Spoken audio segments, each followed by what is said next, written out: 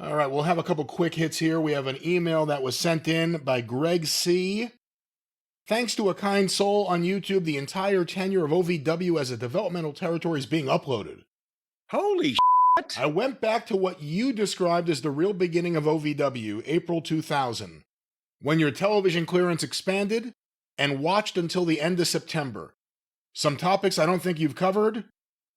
Bodybuilder, former American gladiator David Nelson. Oh, good Lord. Who cut bait first, Nelson or WWF? He was gigantic. He was an odd fellow. And he was this big, I mean, he had to be 280, 290, whatever. This has been 25 years and he wasn't here long, but big bodybuilder. And he's one of the guys that they had found that had never had any wrestling training or any interest in wrestling, as far as I know. And I think he's one of the guys that pulled up to the back of the old Davis Arena in some kind of Mercedes or BMW or something. He may have had a football background, definitely did some kind of powerlifting or whatever. Didn't particularly fit in as one of the boys before the triple X rated gay adult porno video that he did had made the rounds of the locker room. I never heard of that. Yeah. It wasn't a natural wrestler, wasn't a natural promo, wasn't really sure what he got into. And I don't think the WWE was really sure what they got into. And I don't remember if there was a straw that broke the camel's back, or did he get hurt and just not ever come back, or did they fire him, or did he quit? I don't know. I can't remember. I hadn't thought of that name since 2000. He did not look like he was a person that would be the star of the video that he was in.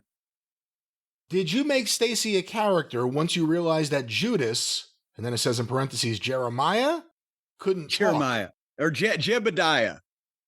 No, what happened, first of all, with Danny had started OVW, and some of the guys that he trained, he had given them gimmicks and they were running the shows, right? But these two guys that he'd made the hillbillies, Jebediah Blackhawk and Cousin Otter. And they had the hillbilly gimmick, and it worked for, the local St. Therese gym show or whatever.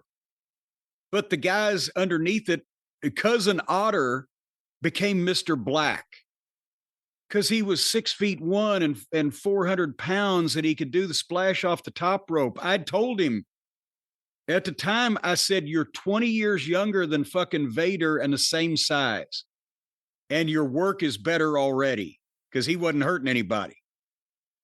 I said, if you can get your weight under control, we can get you a contract. And I wanted him to go from, I think it was 420 to 375, and he ended up going to 430.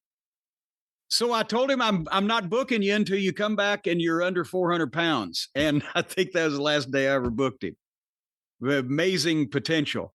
And Jebediah Blackhawk became Judas, who was associated with the Disciples of Sin. But no, I didn't make Stace. Stace was already managing in Memphis because she had done a little bit of stuff in California. And when she was riding down with me to just make the Memphis shows for Randy Hales, Randy one day said, well, hey, because he had Vic Grimes and Aaron O'Grady and a few guys that had come from same wrestling school out there in California.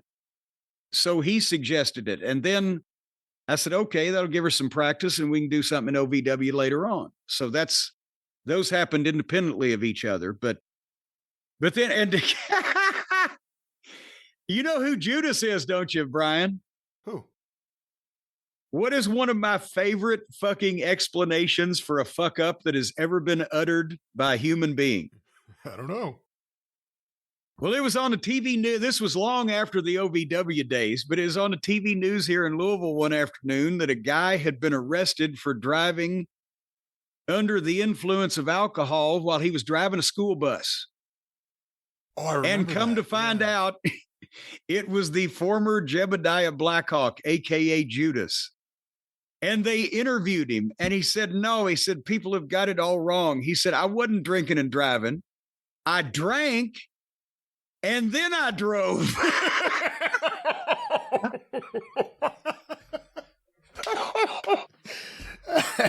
That was Jebediah. Well, Jim, a couple more things here real quick. Jerome Crony.